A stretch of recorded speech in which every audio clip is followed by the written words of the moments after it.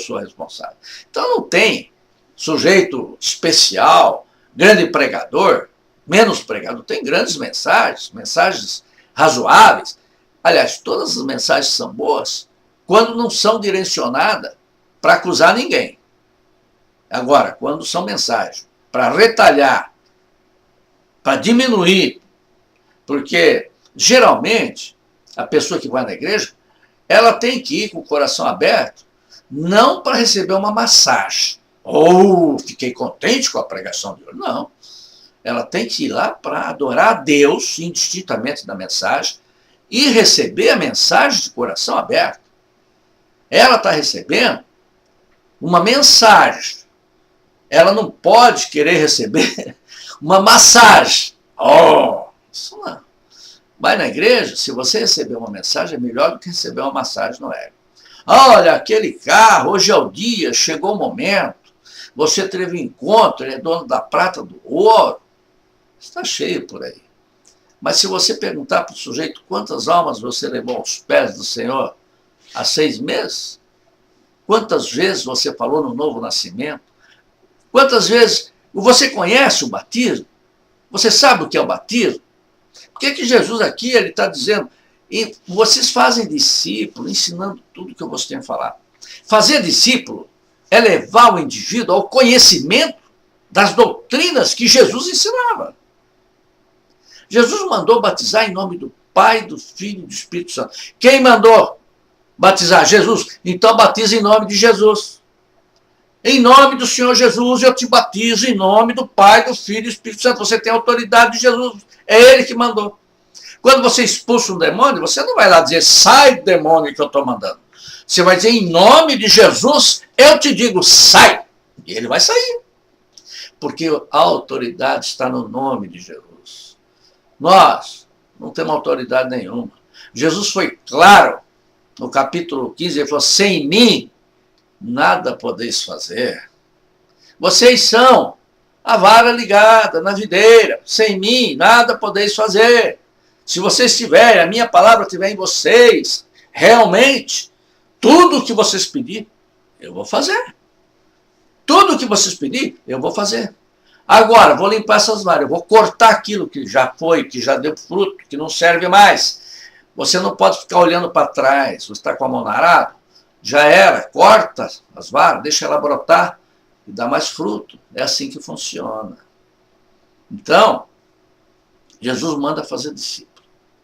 Agora o discípulo tem que conhecer, no mínimo, o que é uma doutrina do batismo, que está no capítulo de número 6 de Romanos. E se você olhar o capítulo número 6 com carinho, você vai ficar assim, atônito, porque ele fala tão objetivamente, tão francamente, tão transparente, que ele fala em morte umas 13 vezes, 12 vezes. É muitas vezes que ele fala em morte. Então, o que se passou quando você recebeu Jesus no coração, está ali no batismo.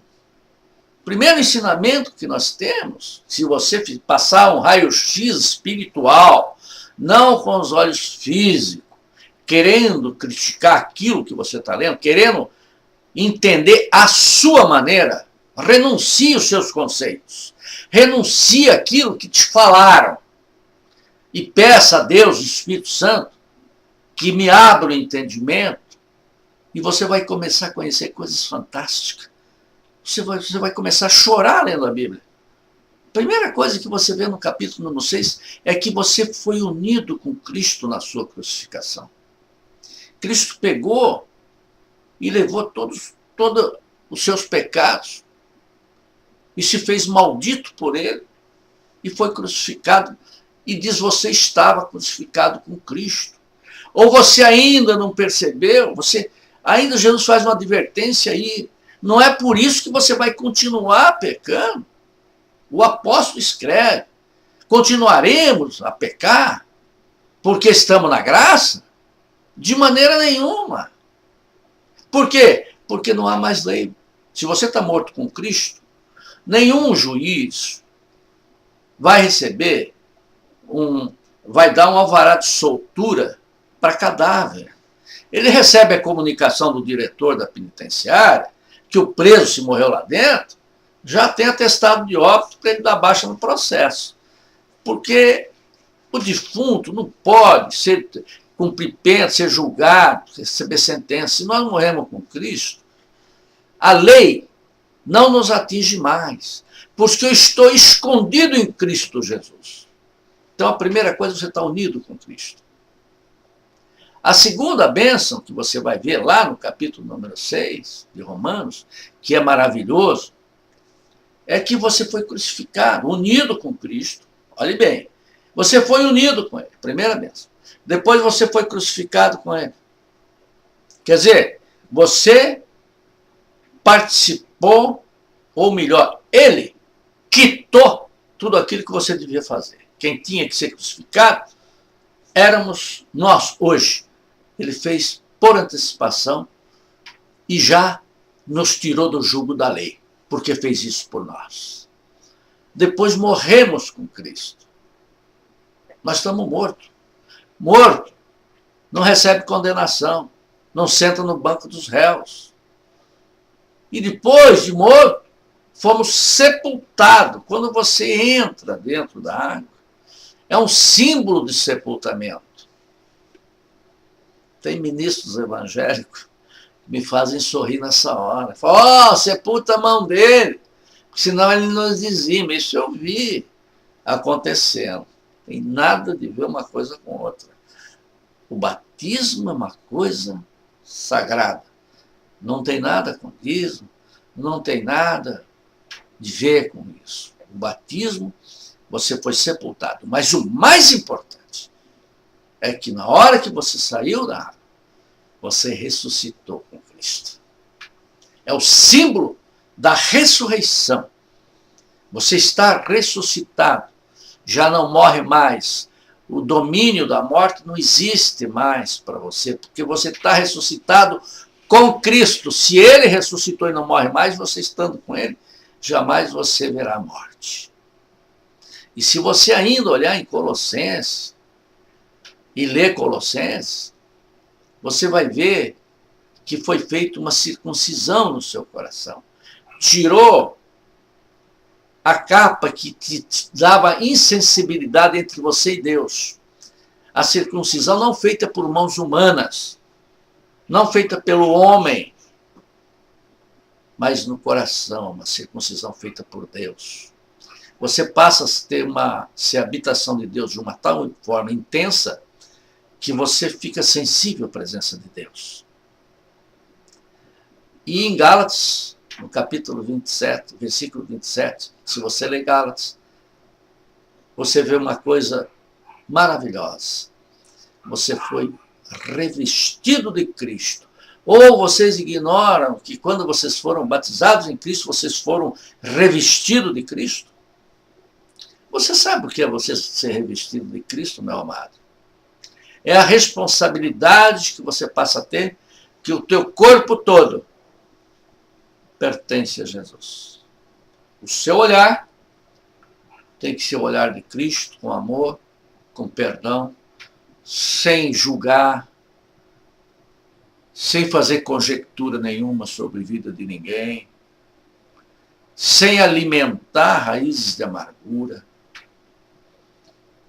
ter condições prazerosas de perdoar, porque quando o Espírito chega perto de você, e se você tiver raiz de amargura, ele não consegue habitar em você.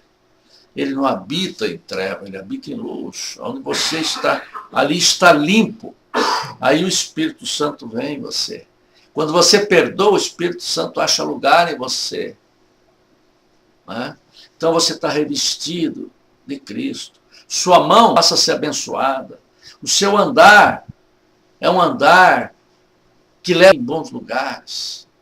O seu ouvir começa a ter um filtro do que é bom e do que você se afasta. O seu olfato percebe O clima, quando não é para você ficar no ambiente, não cheira bem a você, você se afasta, porque o seu olfato também recebeu uma blindagem, um revestimento de Cristo. Os seus lábios aprendem a se fechar na hora certa. A sua língua conversa e prega Jesus na hora exata. E acima de tudo, a tua linguagem muda. Você não traz a linguagem do mundo para dentro da igreja. É que nós somos a habitação de Deus. Nós estamos sob vigilância do povo sobre nós. Se nós, a única Bíblia que o incrédulo vai ler é a sua vida. Ele vai olhar a vida e vai falar, quem é aquele camarada, discípulo de Jesus? Ah, é um crente. Mas crente o diabo é há muito tempo. Agora eu quero ver se ele é discípulo do Senhor. Eu estou aqui falando de discipulado. Pessoas que você sente nele a presença de Deus. Quando chega algum espírito maligno, se sente incomodado com a presença dele.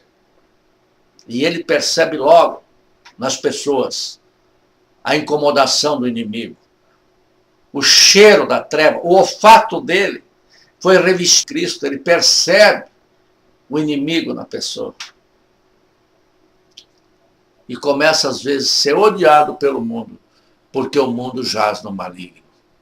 Aí ele começa a ser chamado de questionador, assim como Jesus disse. Bem-aventurados quando vos criticarem, vos injuriarem, mentindo, disserem todo mal contra vós, por minha causa. Alegrai-vos, fiquem muito contentes, porque grande será o vosso galardão. Então, amados, nós sabemos que o batismo é para quem tem conhecimento e responsabilidade de zelar pelo comportamento cristão. E isso compete a cada um de nós. A cada um de nós, não é ao ministro que está lá, não. A você que teve essa oportunidade que muitos não têm. Eu não estou aqui dizendo que você vai ter chave de carro novo, não. Que Deus é dono da prata, do ouro. Eu estou dizendo aqui que onde ficar meus pés, se você estiver vivendo a palavra de Deus, vai ter prosperidade. Porque Deus não dá calote em ninguém, meu irmão. Mas não é isso que vai levar você a pregar, não. Até porque o evangelho não foi feito para capitalizar ninguém. Para o sujeito que quer ser capital. Não. Quem prega o evangelho, está lá em Coríntios 9, que viva do evangelho. Seja sustentado pelas pessoas que recebem ensinamentos eternos. As coisas que vão perecer, justo. Agora, capitalizar riqueza em detrimento do irmão que está passando provação por acidente de percurso, que é natural no mundo, todos nós temos provações. Às vezes, provação do irmão é para mostrar o teu amor. Então, nós temos que ser discípulos. E o discípulo é aquele que vive a palavra, põe em prática a palavra. Está lá em Gálatas. Tem fruto do Espírito. Paz, mansidão, comunhão, amor, perdão e etc, etc. Que Deus abençoe a todos. E, em outra oportunidade, nós continuaremos a falar do discipulado. Que Deus abençoe a todos e os meus sinceros agradecimentos. Amém.